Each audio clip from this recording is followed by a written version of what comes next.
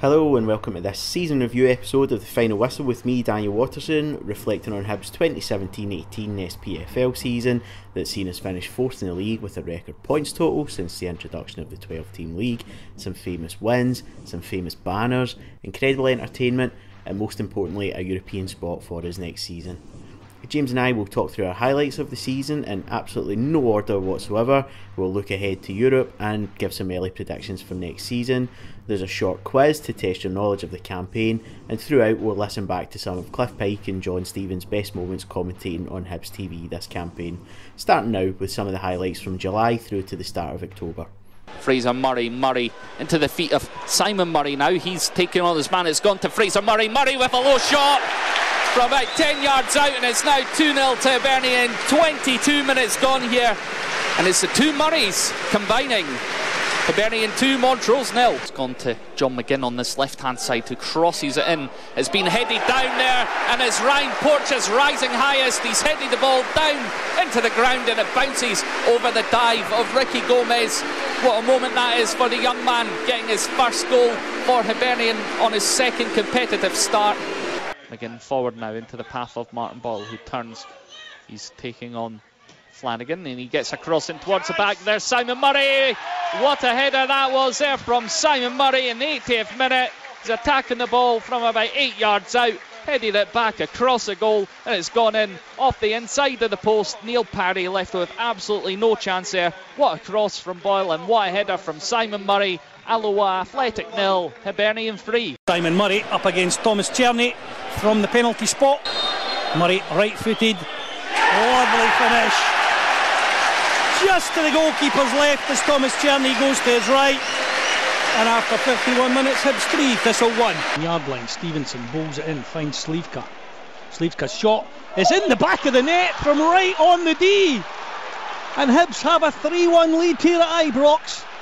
Vikintas Slivka, what a finish, John. McGinn for Hibs, far edge of the 18-yard box. McGinn shoots again, and it's in the back of the net again from John McGinn. What a finish from John McGinn. Left-footed, absolutely blasted into the roof of the net, beyond Craig Gordon. And after 76 minutes, it's Celtic 1, Hibernian 2. Barker cuts back outside his man. Goes for the byline, flicks it into Simon Murray, skips through his man, chance for Murray, great save, the keeper couldn't get it, it's in the back of the net from Simon Murray. McLaughlin looked as though he had got enough on it, Keith, to knock over the crossbar, but he could only push it into the roof of the net. And after just 3 minutes, Simon Murray gives Hibs the lead in the Edinburgh Derby. Hibs 1, Hearts 0. Right, James, we are in Easter Road. The dust has well and truly settled on the season. We now know that we are in Europe. That is confirmed. We know that St Mirren and Livingston are joining us next season. We've lost Ross County and Partick Thistle. Couple of weeks on, how are your reflections on the season we've just had at Hibs? I think it's been a fantastic season. I think I said this after the Rangers game, and it's possibly the most exciting season I can remember, being in the top flight and being a Hibs fan. There's obviously been some fantastic seasons where we've achieved some great things, under Alex McLeish, under Tony Mowbray winning the cup, in my lifetime certainly. But I think this, just for sheer excitement from August through to May, or from July through to May, for all of the chaos that happened on the pitch and off it and on the sideline, and sometimes when it was moved to the stand, it's just been fantastic to be a part of. It's been a fantastic season to be a fan of Scottish football as a wider thing. It's been brilliant, and I'm genuinely quite excited for next season now. Yeah, it's the first time, probably the first time since last season, but it's not very often a football season finishes and you're itching for it to get back. Yeah. Like the last couple of Saturdays we've maybe had cup finals to enjoy, but there's no Hibs, and it's like the World Cup almost feels like a letdown. Yeah, compared to this season. The World Cup has got nothing on the Europa League first round qualifiers. It's just filler for that. So I think to break down this season review podcast, instead of doing the whole grading system, I thought we would just go for maybe a dozen or so questions to try and jog your memory and get other people's memories going. So I will I'll roll two into one question to open it up. So your performance of the season, as well as your result of the season. Oh God. Well, I think we're quite guilty over the past 9 or 10 months or whatever it's been of after every brilliant performance, or certainly I've been guilty of saying it's our best performance of the season. I have that tendency to get overexcited a bit. In terms of performance, I think obviously the 2 wins away at Ibrox were fantastic, particularly the 2-1, obviously being without a defence really, with a squad that still wasn't settled after the January transfer window. Still had a lot of new additions. Gone up against a powder keg atmosphere at Ibrox, and one that was a result that was unexpected. I think it's a really weird game that, when you look back at it, the one in February compared to the one in August. Yeah. The one in August almost felt like, we weren't going into the game favourites, but we were very confident certainly going into it. That second one in February was a bit odd, because I don't think, I think the confidence was still there, but building up to kick-off, it maybe wasn't quite as strong as it once had been. We then go out and put out a heroic display and win 2-1. The 5-5 game at the end of the season, again, another fantastic one. It's obviously brilliant to win any of the derbies. We also had a fantastic result here against Aberdeen shortly after that Rangers game as well. But for me, I think the one that really stood out was the 2-1 win here against Celtic. That for, in terms of keeping me engrossed in a game of football and keeping me interested for 90 minutes, that was fantastic. I thought our performance was brilliant against what is a very good Celtic team. I think everybody in a green and white shirt that day, everybody wearing a Hibs shirt that day went above and beyond what was expected of them, and dug in and put in a performance that I think we could be proud of. And we're going up against the champions of Scotland there and played them off the park.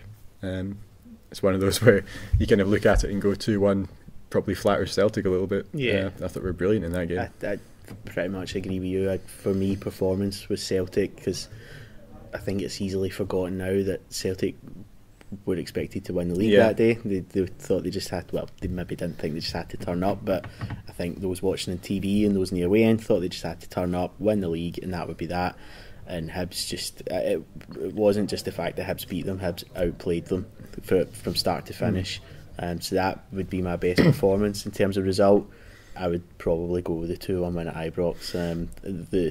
The moment of walking into that stadium and being greeted by Darren McGregor and Paul Hanlon, suited and out injured, was one where collectively 5 or 6 of us in the Hibs TV team looked at each other and thought, words that we can't say on this podcast.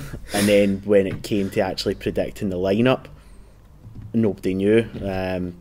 We remember the journalist we shall not name, who was sitting next to us, who didn't have a clue about any of the Hibs players.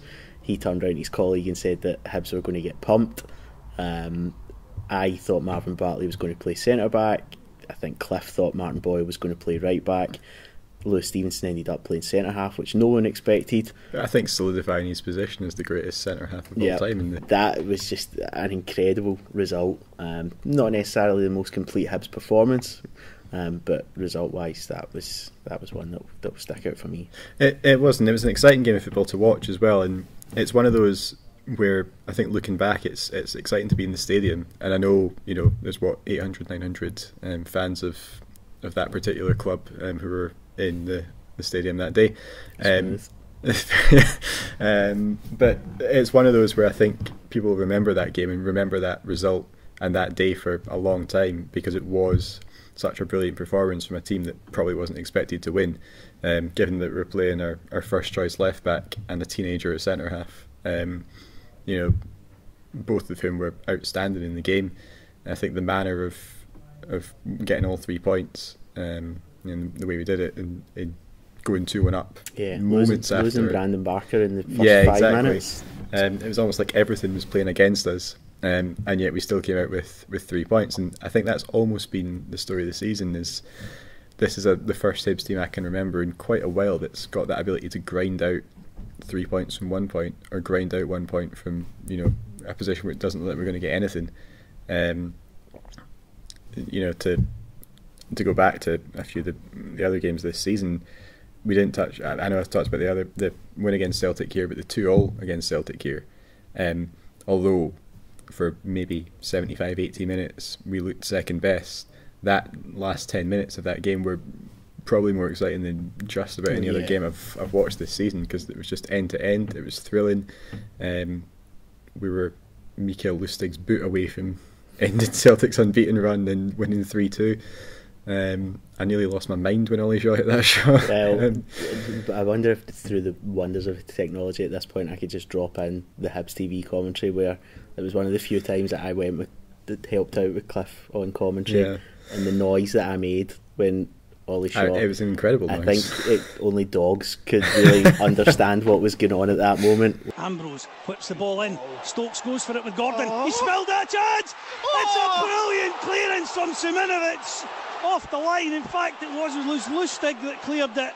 Ollie Shaw looked like he'd put the ball in the net. From there, Celtic then went up the other end, and I just watched the highlights of this just a couple of weeks ago, and you forget how good a chance Scott Sinclair had to win that with the last kick of the game. With the last kick. That was, in terms of, I missed the Kelly game, the 5-3, Rangers 5 each was obviously unbelievable entertainment, but that 2-2 match against Celtic was probably the most heart-racing 10 minutes of the season for me. Yeah, definitely. And I think that it kind of plays into a wider thing as well, where obviously we've had seasons where we've performed really well and been playing really exciting football, but I can't really remember a season or certainly a longer period where when people are talking about the most exciting games of the season, almost every single one features Hibs.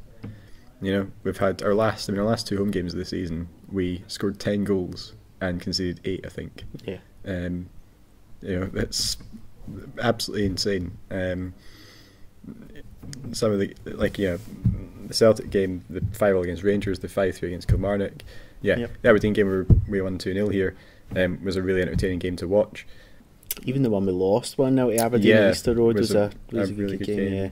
And it has been, again, I think people might look back in 5-10 years' time or longer, and look at some of the results we had this season, and if they weren't there, I'm sure they wish they were. So touch on cup competitions now then. The League Cup, I really enjoyed the group stage of the League Cup. I think it's been a good addition, to be honest. I'm not going to say that I'm sad that we're not in it this season coming, but it's something that I'm quite happy to see every season if you don't make it into Europe. We got to the semi-final. It was a really good cup run that you kind of forget about because it was so early on in the season, and I think whilst all the talk towards the end of the season was about Ryan Porteous and Ollie Shaw coming through, you forget how good Fraser Murray, Simon Murray and Martin Boyle linked up in those group stages. And alright, we lost to Celtic in the semi-final, but it was a good cup run. It's again, it's one of those where you almost forget that we were handed this season because of everything else that went on around it. But really entertaining. I even enjoyed going up to Dingwall on a Friday night to watch us lose 0-0. That game still somehow come out of a 0-0 draw with a defeat, but at least that penalty shootout meant something. Early stage cup games here, hammered Montrose and hammered Arbroath and hammered Ayr United even in the round after that. And while it's probably not the best for fans of those teams, it's always entertaining to go along and watch your team score 4, 5, 6 goals a game. I think those teams will be grateful for the income. And exactly. I think fans of clubs like Hibs, we like the chance to tick off more stadiums on our ground sheets. Even going away to Alloa and places like that is, like you say, at least it's one more off the list. Signing off with a win as well. It was good to be there, beat what was a Livingston side that got promoted, and even in the semi-final against Celtic, we come at 2-0 down, we look dead and buried, but we somehow come back and make a game of it and make it exciting. Ollie Shaw must wish he plays against Celtic every week at this stage. But I think as a general sort of a point, the group stage has been a really useful addition. It's certainly better than, I think, going and watching umpteen pre-season friendlies. It's nice to have something riding on a lot of the games, even if they are, against teams that are further down the league pyramid. And yeah, obviously, I'm not envious of the teams that are in it this year. I'd much rather be in Europe for however long that is. But it's one of those things where even if at the end of next season we are in that position where we're going to be in the group stage, I'm certainly not dreading it. Yeah, I think even that early on in the season, it gave you a kind of measure of what was to come. We went to Ross County, we were better than Ross County. We just didn't have the firepower up front at that point. In Alloa to go there, and I think it was 3-0. Yeah, and it was so comfortable, it was so routine, and that was a stadium that just 3 years before it you'd struggled, so you felt like that was us back at our level. Yeah, that kind of felt like a sort of graduation point. That having watched many painstaking trips to Alloa over the past couple of years, season ruining trips to Alloa, knee ruining trips to Alloa. That cup game, I know we won, but I don't think I've ever been wetter at a football match than the Scottish Cup win over Alloa there. And then the Scottish Cup, alright, we'll just kind of tiptoe around gloss over that. We were in it. We were there. It was a disappointing result against Hearts, a game that if it had happened a week later probably would have been a hell of a lot different, and probably the only point of the season where there was a panic amongst the support, would that be fair to say? And I think because there was a shock factor that we'd lost to Hearts for the first time in 9 or 10 games, and I think everyone had just forgotten how that felt. Yeah, I mean, I wasn't at the game at Tynecastle over the Christmas period, but neither was at Linesman. Yeah, that's true. Hearts were in the game previous to that at Easter Road. Hearts were awful. They were really bad, to the point where you're almost frustrated that we only won 1-0. But it's never nice to lose a derby. It's never nice to be going into whatever office you're going into the next day, and having to sit near Hearts fans and listen to them. I bet it's the same for fans of any team. Yeah, I'm sure. A lot of the Hearts fans in my work are sick of me by now, to be honest with you. I'm sure a lot of the Hibs fans were as well, to be honest. It seems to just be a recurring thing. In Glasgow, you're safe from all of this. I don't need to worry about anyone. But that was the only sort of, you're right, kind of lull in the season where we thought maybe things aren't going quite as well as we expected. But then off the back of that, we only lose 2 games between the end of the season, which is incredible considering that game was at the end of January. So let's remind ourselves of some of the best bits from the rest of October up until the end of February. To Simon Murray, decent ball, chance for Martin Boyle. Can he get there ahead of the keeper? He does. Boyle will score, and Hibs are a goal ahead. Not great work, it has to be said, by Motherwell defensively. Martin Boyle doesn't care. He got there ahead of Trevor Carson and had the easiest task to roll the ball into the net from the edge of the 6-yard box, and after 27 minutes Hibs have the lead here at Fir Park. Motherwell 0, Hibs 1. And a header down there from Broadfoot has just been picked up by Vikintas Slivka. Martin Boyle, he's done well, he's dribbling forward, he's broken away from the edge of the area. Martin Boyle makes it 3-0. Hibernian have just hit Kilmarnock with an absolute sucker punch. Martin Boyle profiting there from a defensive error, getting into the box, and he's just made sure that Jamie McDonald's come off his line, and he's just tucked that ball neatly underneath Jamie McDonald to make it Hibernian 3, Kilmarnock 0 here in injury time at Rugby Park. Parker's done well, he'll find Lewis Stevenson on this near side. Stevenson forward for Stokes. Stokes turns, goes for a lovely ball through for Stevenson. Ball across, can Hibs get the shot away? Ollie Shaw, he does, he scores! Ollie Shaw brings Hibs level! Unbelievable from Hibs, what a ball from Stokes to Stevenson. He plays the ball into the path of Ollie Shaw, and with 78 minutes gone, it's Hibs 2, Celtic 2. Playing now for Slivka, does well to get to the byline. Can he whip the ball over? It's falls for John McGinn. McGinn can't turn, get the shot away. He does. John McGinn scores. Hibs have the lead here at Dens Park. Nerves of steel required though for Jamie McLaren. Jamie McLaren up against Wes Foderingham with the penalty. McLaren right footed into the back of the net. Jamie McLaren opens his account for Hibs, and straight after Rangers equalise, Jamie McLaren restores Hibs lead. Rangers 1, Hibs 2.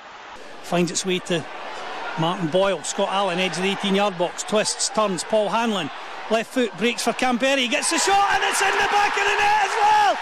Hibs lead by 2-0. Scott Allen, lovely ball into the path of Paul Hanlon. His shot was blocked into the path of Florian Canberry, and the Swiss makes no mistake. 2 goals in 3 games. Hibs 2, Aberdeen 0. That's Cups. Okay, what's your biggest what-if moment of the season? What if Ollie Shaw's That goal was gets the given? one that sprang to mind for me straight away as well. What if Ollie Shaw's goal get given? Or what if Effie Ambrose didn't injure Craig Gordon Yeah, at the end of January? exactly. That led And to the... sets events in motion that cannot be undone. Scott Allen would never have came back to Hibs Yeah. if Effie Ambrose hadn't done Craig Gordon at Parkhead. I secretly think Effie knew what he was doing. I secretly think Effie has powers and he can see into the future. He's that cool, and He that's styles it just out. like, yeah, Yeah. he's just thought this through. Tell you what, Sergio Ramos is taking a kicking right now. But if people knew what Effie Ambrose did, if people knew the chain of events he set in motion. Well, the thing is, if Liverpool pip ahead of us and sign Scott Allen now because Mo Yeah. Salah's out injured for a while, then Ramos has done us as well. He has. Right, okay, your biggest surprise of the season? Having a Rangers player sent off at Ibrox against us, that Good doesn't shout, happen very that's a often. good shout. I don't know, to be honest. There's been quite a lot of surprises this season, to be honest.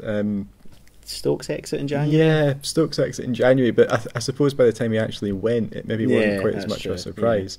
I don't know. Scott Allen coming back. Yeah. I don't think anybody would have foreseen that at the start I of the think season. Scott Allen, not only Scott Allen coming back, but Scott Allen coming back As Scott Allen. yeah, Yeah. just like, this is a guy that he wasn't really getting a game for Dundee. I'm sure I read that Neil McCann was playing him at right back a couple of games or Yeah. one game.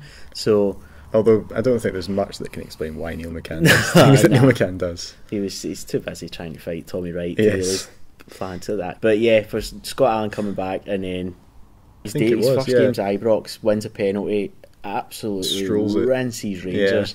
They Loved it. Yeah, Loved every moment they of it. hated him more than they previously did within about half an hour of that game. So yeah, that's a nice, pleasant surprise. Yeah, it was. I mean, I think it has been a season of Flo surprises. Canberry as Flo well, Canberry, and his impact. Yeah, I think all the January signings were a nice surprise. Even the one who signed and left in the same window was a surprise. But it's good to have nice surprises for a change. Best opponent in terms of team and individual. Ooh. Team, just because they provided something much more entertaining than I thought it was going to be. Probably Kilmarnock. Came here at the end of the season. I think obviously I'm biased and think that Neil Lennon should win Manager of the Year, but I think Steve Clark's a very good shout as well. I think he probably deserves it, to be honest. Kilmarnock have been probably the surprise package of this season, or definitely the surprise package of this season. I think they've got some quality players, and I think when they're all on song, they are a very good team. I like the fact that they came here and just obeyed our rules of abandoning defending. It made for a much more entertaining game. There's 2 games that spring to mind where I think we've been properly not. It's not even been that Hibs have been poor. Just the opposition have been that good, and one of which was the 4-1 defeat at Pittodrie in December, and the other one was a 2-2 draw at Rugby Park when we went 2-0 up early doors. And then Kelly they battered us. But and the Aberdeen one, Aberdeen were good on that day, and they were very good. But I think we kind of didn't help ourselves in that game, whereas Kilmarnock were just good. They were just a very good side. Not often that you get to sort of admit that and sit back and say, well, actually they probably deserved to win that game and we got away with a point even though we were 2-0 up. I think what's encouraging as well I could not turn this into a Kelly podcast all of a sudden, but they're tying players down that you would expect to see them to go, be moving on, and it can only be a good thing for Scottish football that Steve Clark's shown no signs of going anywhere. Neil Lennon's shown no signs of going anywhere. I think there's been paper talk today of Paul Lambert being linked with St Mirren. So it's, and obviously regardless as to how we feel about Rangers, Gerrard brings a whole new spotlight to Scottish football. And I mean, that's the thing, you know, if everybody's firing on all cylinders at the same level, you know, it creates a culture where that becomes the standard, and that's good for the whole game. The likes of Kilmarnock, Motherwell, even the likes of Hamilton being better or becoming better, and St Mirren coming back into the league and being better, forces the likes of Hibs, Hearts, Aberdeen to be better, which in turn forces, you know, teams further up the pyramid to be better, which in turn forces the entire national team to be better. I do believe there is a kind of pyramid to that, and there is a kind of cause and effect, and like you say, you know, it's better for the wider game if a lot of the teams are playing well and a lot of teams are playing with confidence. And I think towards the end of the season we were seeing that, where particularly in the top six, you know, mostly everybody was playing with confidence, mostly everybody was playing a relatively, you know, a decent standard of football, a couple of teams playing a really attractive standard of football as well, and I mean, even, you know, for teams in the bottom half, I'm sure they would agree it was very competitive in that bottom half as well. The fact that relegation went to the last day, and even the playoffs themselves, you know, from what we've seen from that, even below that, in seeing, you know, what is a good St Mirren side coming up, and a St Mirren side who have done so well that their manager's been attracted to what is a relatively big job down south. That 2 or 3 of their players are being touted for, you know, going for millions. Louis Morgan's already gone for, I think, at the close to about £1 million. You already said there, Paul Lambert potentially, you know, effectively swapping the Premier League in England for the Premiership in Scotland. You look at Livingston playing 4 games and going up and beating Partick Thistle, who've been in the Premiership for what, 5 or 6 years? 5, I think. But it wasn't even just that. I think I'm not going to say the playoffs were getting stale, but that there hadn't really been a close contest, bar obviously ourselves a few years ago. There seemed to be a kind of, I won't say a glass ceiling, but like a plateau that teams had reached where they'd get to the relegation playoff, and, you know, they just couldn't quite take that final step, whether it was just fatigue from having to play, you know, 2, 3, 4 games before that, or it was just, you know, that is the gulf, you know, between the two divisions. It's nice to see somebody sort of, you know, break that after a couple of years. And back onto the topic of Hibs and your favourite Neil Lennon gesture of the season. This is advantageous because nobody can see us doing the gestures on this audio podcast. I mean, you know, I will admit that when Neil Lennon got the Hibs job at the start of last season, I was probably in the camp where I wasn't impressed. I am happy and not at all embarrassed to admit now that I've kind of come full circle on him. I think, you know, the fact that he has been a manager against us before, and knowing the kind of character that he is, it maybe did cloud a lot of fans' opinion, but I think seeing the passion that he has for this club, the determination that he has to win, and I think feeling, you know, the love and feeling the adoration of the supporters, and reciprocating that in a lot of ways, it has definitely sort of turned my opinion of him, and I think it probably has turned the opinion, definitely, you know, of other Hibs fans who might have been in my position. I enjoyed his winding up of the Rangers fans at Ibrox probably more than I should have. I enjoyed his winding up of the Hearts fans at Tynecastle probably more than I should have. I enjoy his winding up of fans up and down the country, to be honest with you. If, you know, he's getting under their skin by just standing on the touchline, then fair enough to him. You know, he's cultivated that reputation, but I do not think anything will beat the airplane on the last day. No, see, I still prefer it wasn't even the cupping of the ears. It was what was before the cupping of the ears at Ibrox on the second day of the season. The only thing I will say about that is that was the first time I'd been at Ibrox with the club in a sort of media role. So we sit right in front of Rangers fans, and as he done that, I kind of, in my head, I'm going, that is amazing. Yeah. But I'm also going, no, they'll throw stuff at me now. It was that the atmosphere in that game was pretty intense. Like, I can't remember. First 10 minutes is as loud as I've heard. Yeah, and football. I mean, you can say what you will about the Rangers fans, but they are very passionate and they are very loud. And like you say, after Morelos scored, I think it was 2 minutes or something. 2 or 3 minutes, yeah. He scores in that game. I thought the roof was going to come off the place. You could quite literally sort of feel the stand shaking. Yeah. And then for us to go in about 5-10 minutes later, completely silence that. And I mean completely silence it. I mean, when Simon Murray scores that goal, you could hear a pin drop inside Ibrox. It gets even quieter when we go 2-1, 3-1 up. Feeling the level is sort of an overwhelming seethe almost towards Neil Lennon from the Rangers fans. It did make me very proud to be a Hibs fan, to be honest with you. In the same way that him running around doing the airplane on the pitch on the final day did make me kind of want to go and do it myself, to be honest. Yeah, it was just a kind of very fitting end to season. It would have been better if that was a winner or a goal that made it 6-0, but I think after the season that we've all just enjoyed, there's nothing better than watching Neil Lennon get one over Rangers to kind of close the door on that campaign. Yeah, and I think it does. It almost adds a new sort of a new layer and a kind of new chapter to. Obviously there's always been rivalry between Hibs and Rangers, and obviously it's always been quite a passionate rivalry. But I think it's become, over the past few years, with us playing them in the Championship and beating them in the Cup final and then beating them on their own patch twice this season, it's become so much more vociferous, and it means so much more to the Hibs fans. It's like a second derby now. It is like a second derby now.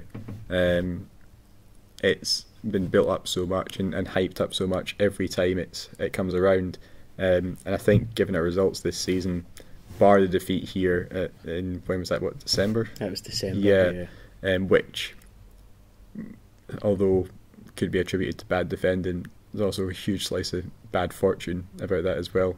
I think we had Brandon Barker hit the post twice. Barker hit the post, we absolutely pummeled them and just couldn't score. Bates handball. Yep. But yeah, I mean, I think given the results, bar that game against Rangers this season, we've handled it pretty well. We have the bragging rights in that derby, if you want to call it that, at the moment, and it's credit to Neil Lennon for handling that. You could see from their reaction in the away end at full time from that game in December, that was like the highlight of their season. Yeah, up until that point as well, because I suppose overall, the way they celebrated that, I'm not really one for saying they've celebrated that like a cup win. Or like a last minute win at Partick Thistle. They did celebrate that like a cup win, and they did celebrate that like it was, a defining win, which I think makes wins at Ibrox all the more sweeter in that way, and the 5-5 here all the more sweeter, even though we were 3 up. I've said it. We would have said it with Danny after the game itself, but that 5-5 game, if it was any other team, but obviously with the exception of Hearts, you would just be kind of sitting back after an hour and going, this is a great game, this is really entertaining, but it's Rangers, so it's not. Now we can listen back to the best of the rest of the season from February onwards. Rolls it back to McGinn, tips it forward in the direction of Canberry. He's done well, flicks it in for Paul Hanlon, lays it back for Scott Allen. It's in the back of the net. Scott Allen scores. Hibs have the lead, and that's what it needed, just a wee bit of magic there. Lewis Stevenson plays the ball into Paul Hanlon, keys it back for Scott Allen. He saw the goalkeeper just a little bit off his line there and fizzes the ball into the far corner as we look at it. And after 58 minutes, it's Hibs 1, Hearts 0. Holds it up back to goal, nicely into the path of Allen again for Stevenson. Forward now for Canberry. Hibs playing one-touch passes at the end of the edge of the Hamilton penalty area. McGeoch to Canberry, back to McGeoch. He's inside the box, nice ball. Canberry shoots, great finish from Flo Canberry. Absolutely wonderful build-up from Hibs there, Danny. 7 or 8 passes, one-touch passes between McGeoch, Allen, Stevenson, Canberry, and the Swiss buries it in the bottom right-hand corner. That was a patient build-up, and what a finish. Whittaker stabs that one forward for McGeoch. Boyle's taken off outside him. Played forward now for Boyle. Hikes it up the touchline into the path of Canberry. He gets there ahead of Boyata. What can he do now, Canberry? It's a great ball, and Slivka! The kid to Slivka knocks the ball into the net! And Hibs lead by 2-0. Wonderful work between Boyle and Canberry there. And Vikinta Slivka stoops at the near post. And Hibernian have a 2-goal lead. Hibs 2, Celtic 0. 3-on-3, Barker's inside the 18-yard box. Can he get the shot away? Brandon Barker. He finishes the game for Hibernian. And executes a perfect knee slide as well. Ryan Porteous, take note. And James Keatings, if you're listening. Hibs 5, Kelly 3. Brilliant work from Brandon Barker there. Barker will drive towards the byline. Ghosts past Tavernier. Chance here, it's in the net! And it's a hat-trick for Jamie McLaren. And Hibs are all square. And there's still a couple of minutes left here, Danny. This ain't finished yet. Neil Lennon enjoyed that one. Favourite song from the Terraces this season? I'm not sure I can sing it. Does it start Tony Mowbray? It does. I'm all for nostalgic kicks, and I'll admit that was the first one that came in my head. It's brilliant for that to be brought back. After an absence of 15 years almost, something like just that, about yeah. that. I'm delighted to see it back. Well, we're just really proud of what he's doing at Blackburn Rovers this season. Him and Mark Venus, they're a fantastic management duo, regardless of anybody else who may or may not be involved in that song. It's nice to see it back. Nice to see it back at the club. I think it's been nice. I think Collins touched upon it a few times sitting with us at games, that it must be the first time that near enough every Hibs player has their own song. And they're all set to like a different Motown or funk and soul thing that Nile Rodgers wrote at some stage, and it'll get turned into a song about Lewis Stevenson. And I mean, even guys that we signed on loan and had only played 3 or 4 games had a song by, it was almost as if it was like, right, he's had 5 touches of the ball now and put one of them in the back of the net, so he has to have a song. I'm sure somebody in that singing section just goes through like the Now That's Why I Call Music CDs. Yeah. And they just watch the game and see what ties in with maybe Now 43 and go, right, that works. Cyndi Lauper, that's the challenge. If we're just going to throw a challenge to the singing Cyndi section, Lauper challenge. We go for girls just want to have fun. Yeah, absolutely. Right. So that is it's singing section of listening. We want a song to the tune of Girls Just Want to Have Fun. I have no idea why that's the first song that came in my head. Maybe because that's what we're going to do after this. That's a great challenge. Right, so looking ahead to next season, Europa League draw is at the end of June. We're seeded for the first qualifying round. Do you want glamour or do you want to go for it? See, I was in Ireland very briefly when Dundalk were in the Europa League group stages, and I had a conversation with a Dundalk fan in a pub in Dublin, and I can't remember a lot of it, but the bits of it I can remember. He said he was ecstatic to be in the group stages of it, and he was ecstatic that they were playing, Thursday, Sunday, for part of the season, and there was all this attention on Dundalk. But at the same time, he did mention the fact that I think the teams they got were Zenit St. Petersburg, AZ Alkmaar, and I forget who the third team was, but I don't think it was a giant of European football. Right, okay. I don't mean any disrespect to Zenit or AZ Alkmaar, both of whom have been in European finals. Do you mean no disrespect to the team whose name you can't remember as well? Yes, I do mean that, and I'm sure they were good or bad. Maybe, I don't know. We'll never know. We'll never find out. So there's a part of me that sees the appeal of making it all the way to the group stage, which I think is I kind of depressed and sober in thought, where it's not making it all the way to the final, it's making it all the way to the group stage. Yeah. But I suppose from the position we're starting off in, it is an achievement to get through 4 rounds of qualifying. If we are to do that, I would demand at least one, fairly big team. At the same time, because of the way the competition has been reorganised this season, we get through 1 round of qualified and suddenly it's Sevilla and it's Red Bull Leipzig, and it's, I think, Bordeaux are in there, I think Atalanta are in there. Yep. Even from a purely, that would be a great trip abroad point of view, Sparta Prague are in there. There's plenty of teams who are in there who you'd think we probably wouldn't win that, but imagine going. And there is kind of almost got a selfish part of me that does want that. ask me after the draw. Yeah, after the first round draw. I get that, because I change my mind all the time with this. Yeah. Because I think back to Bromby and how close we were to getting past Bromby.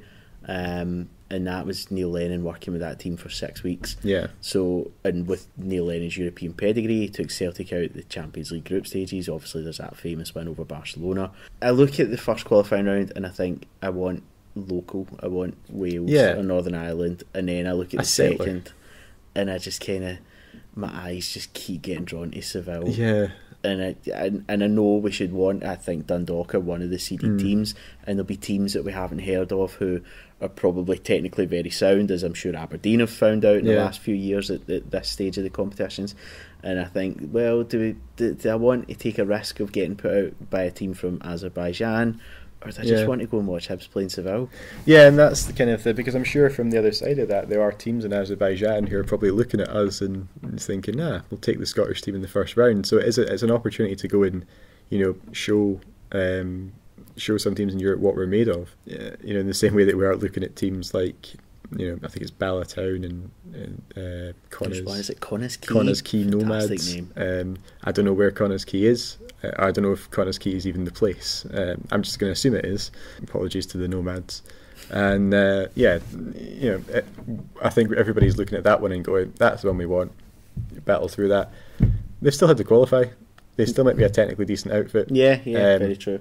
But at the same time, I think a lot of us are being guilty of looking around ahead. It's still going to be tough in the first round, no matter who we play. Like you say, in the same way Aberdeen have found out over the past few years, and as Rangers found out to their cost last year, you can't take teams too lightly. If they're from whatever, Luxembourg or Liechtenstein or. Lennon won't stand in a hedge, at least. That's one thing we can be sure of. He won't be allowed to stand in the hedge. He'll be banned from the hedge. He'll have to stand in the garden in the hedge. I think as long as you're in Europe, you're allowed to dream. And what I think from fan to fan, it'll differ. There'll be plenty who are just looking for us to batter through the first round and then go away to Seville or to Leipzig and enjoy their 4 or 5 days in a foreign country watching Hibs. How much of it they remember, see if they even come back with the same top, scarf. It doesn't matter. And there'll be plenty of others going, well, we'll take 3 or 4 steady rounds, get to the group stage and have 3 guaranteed games to look forward to under the lights. Would you take, getting way ahead of ourselves here, but would I take the final in back? Yes, I would. Yes, I would. Would you take the group stages if it was to potentially cost us a top 6 place, seeing as the schedule would be so manic? Yeah, I think I would, because I think that way you're guaranteed 6 games in the group stage, plus I think it's 8. 7 or 8 million it's worth. Yes, that's worth 7 or 8 million, but from a purely sort of more games under the lights and more games watching Hibs, it's 6 games in the group stage. I think it's 8 games to actually get to the group stage from where we are. So that's 14 games in Europe this season, or in prospect. I'd be quite happy with that. Yeah. I think the law of averages states at least one of those has to be an absolutely belting trip away, and at least one of those has to be one of the nights Easter Road under the lights people will be talking about for years to come. I think this is the nicest stage to be in. Is what are we 3 weeks before the draw's been made? Just saying what if this happens, and what if this happens, and what if it's Seville, and what if it's Leipzig. I've just turned 30 and I've never seen a European night come close to Athens. And Athens was my first, and we've had a good few since then between Intertotal Cups and UEFA Cups, and nothing's come close to that night. And I'm desperate to see a night like that at Easter Road again. Yeah, it is one of my biggest kind of childhood memories is being at the Athens game, and there are very few nights I can remember the stadium feeling as electric as that. There was a genuine energy that was going around the entire stadium of, we're going to do this, we're going to do this. Just put it in the back of the net, Paco. We're going to do this. There haven't been many nights since then that have come close to that. Certainly not in Europe. I actually thought Brøndby a couple of years ago was a brilliant night at Easter Road, even though we got beat 1-0. I thought we played so well, and I even sort of remember watching the away leg in a pub in Portobello somewhere and believing that we were actually going to win. And we came very, very close to. I think that's one of the ones that often gets lost in the kind of shuffle of Hibs' recent European history is that was a good result in Denmark. Massive result there, to actually go and beat Brøndby on their own ground. Admittedly, we then go out on penalties. I mean, this was a team that's, I think they finished second in Denmark the year before. They're a very good team. They're playing good second European pedigree and all that. They finished second in a league where Copenhagen are in the Champions League every year or every couple of years or so. So it's often, I think that result often gets lost. I mean, I suppose we're coming right off the cup final then, so anything seemed like a great result. But yeah, you kind of those are the nights you live for, really. You don't get a trophy for reaching the group stage. You don't get a trophy for going out in the second round. If you can go and make some memories, and if we go out in the second round with a 6-0 defeat in Seville, but there's 5,000-6,000 Hibs fans there enjoying themselves, I'm sure they'll remember that for the rest of their lives. A quick 5-question quiz for you. I will get all of these wrong. I can already tell I'll get all of these wrong. I think you'll get them right, because it wasn't the most extensive research that I put into this. I'm not trying to trip you up. On this podcast? Surely not. No, I've written it down on my pad whilst sitting in the sunshine. I will open it up with Jermaine Pennant, Brian Graham and Davidas Machovicius all scored 1 goal each this season. Who did they score their goals against? Jermaine Pennant scored against Dunfermline. He did. Machovicius scored against Ayr United. He did. Brian Graham scored against Montrose. Was Montrose. It was a penalty. I forgot that Jermaine Pennant was even a trialist here until the club put out the goal summary video. Yeah. And he scored against Dunfermline. And remember that? Remember Luke Berry? Look, this was less than a year ago, and all these transfer sagas. So question 2, who were the 2 Hibs players that missed penalty kicks in the shootout against Ross County? Oh, that's an unfair question, I feel like. Ollie Shaw? Ollie Shaw missed the decisive penalty. Yeah. Oh, I have absolutely no idea. Take a punt and say Paul Hanlon? No, it was Stephen Whittaker. Third question, how many games out of 18 did we lose against bottom 6 teams this season? We lost against St Johnstone here and Hamilton here. It's a horrible question, why'd you ask it? And we lost against... No, that was the only games we lost, wasn't it? It was 2. That was more a question just to show how impressive our form against bottom 6 teams. We only lost, I think Celtic were the only team that lost less games than us last season.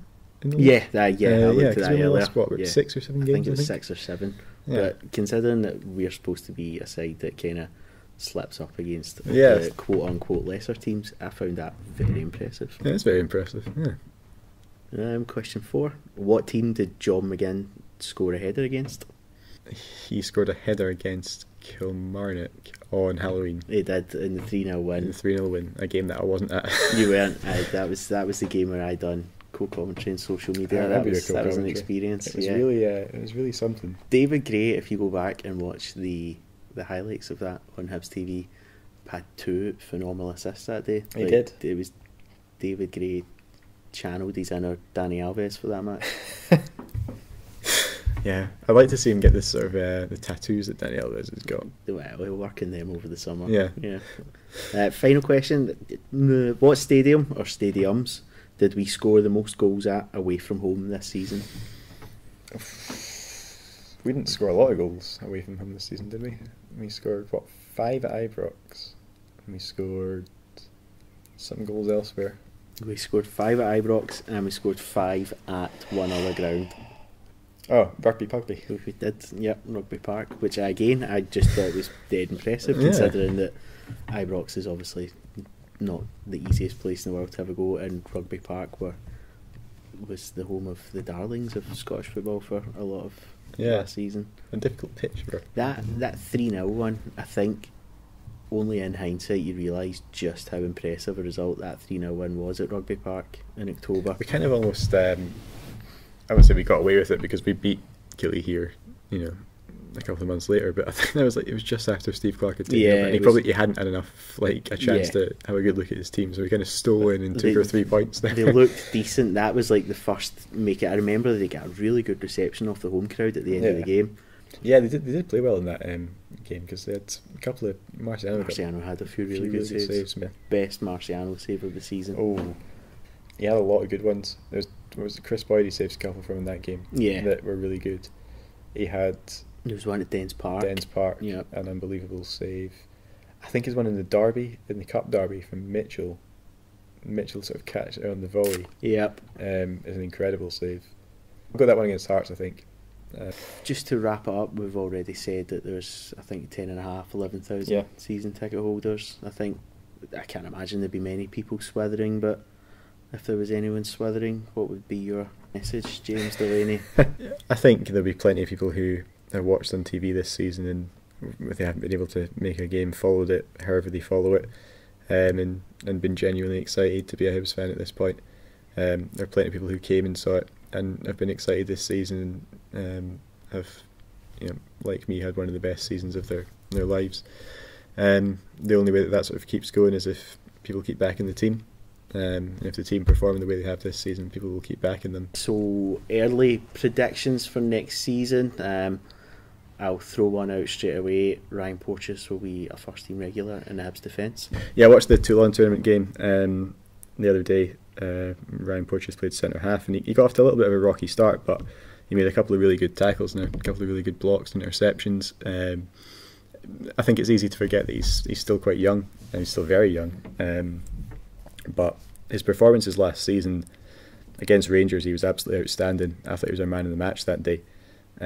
Against Kilmarnock at Rugby Park, he gets up and gets a goal, and I thought he had a good game in that game as well. Obviously here in the early stages of the League Cup, he had a couple of really good games. The future's definitely bright with him, and it'd be nice to see him get a few more opportunities. Obviously he's going up against, at the moment, three very good centre halves in Effie Ambrose, Paul Hanlon and Darren McGregor, all of whom have rightfully justified their place over the course of the season. But I think you can tell from Ryan Porteous, just by watching him play, that his work ethic is second to none. He's definitely going to fight for a first team place, and I'm sure I wouldn't be alone in saying that I'm delighted to see him in the first team picture this season. I think him and Ollie Shaw will become fairly regular fixtures. And when you think about that, we're expecting players to leave as of kind of when we're recording this. There's been no transfer activity whatsoever, but there's obviously a few that people are expecting to go, but I don't think it's as big a rebuild as people seem to be suggesting. We'll know that if we can't get the loan guys back, they'll need replaced. Given that the Europa League's only 7 or 8 weeks from now, there should be enough there to certainly negotiate the first qualifying round. Yeah, and we have to see who has a good World Cup as well. Yep, I think obviously that's it. No, I think one of the things that it's kind of easy to forget is that every time there has been the need for a rebuild here, it's often been under the sort of guise of you don't know if there's going to be the money for it, and you don't know if there's going to be the budget to allow this, and allow for that player to come in. You have to have this player leave first. Obviously, we don't know what the financial side of things at the club are, but the infrastructure's here, the stadium's here, the support is here. I think we're up to about 11,500 season ticket sales now already, and we're not even out in May. The fans this season have been absolutely fantastic. Where we've needed them to turn out in numbers, they have, and they still made it easy for the players to cope and easy for the players to pick up. I think that kind of it frames the quote unquote rebuild differently. I think it definitely to me suggests that it's a club on the up. Obviously there are going to be departures, there are going to be players who we might be expecting to come back or might be expecting to keep who will go, and they will need to be replaced, but I think the club's in a very good position to do that. I don't think we necessarily need a rebuild. I think we need to freshen the squad up a bit, but I think we've got the right manager in place and the right boardroom staff in place to make that happen and make that work for us. So that'll do us for this season for the Final Whistle podcast. If you're bored, the World Cup's not doing it for you, and you're missing Hibs, you can catch up with some of the older episodes here from this season on SoundCloud, YouTube or iTunes.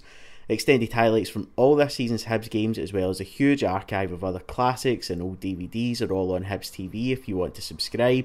There's over 12,000 season tickets already sold at the time I'm recording this, so get yourself along to the ticket office to ensure you're part of the action next season. And that's us until the end of June, I suppose. My thanks to James Delaney for joining me for this roundup show. A huge thanks to you again for listening, and join us next season for more of the Final Whistle.